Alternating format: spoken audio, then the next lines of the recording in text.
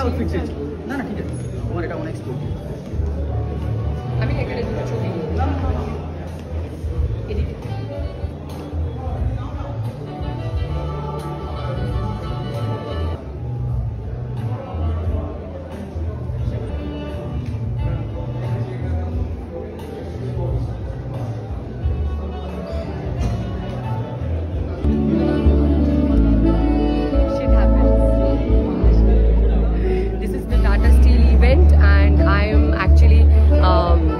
representing it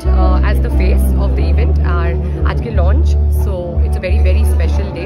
আর আমার মনে হয় 15 ডিসেম্বর যেদিন সবাই পুরো কলকাতার সবাই দৌড়াতে আসবে আমার মনে হয় আরও বেশি করে মানুষ আসুক পার্টিসিপেট করুক ম্যারাথনে আর রানিং ইজ ভেরি ইম্পর্টেন্ট আর তার গুরুত্ব কি সেটা আমাদেরকে কোভিডের পর সবাই বুঝিয়ে দিয়েছে so I think you guys should come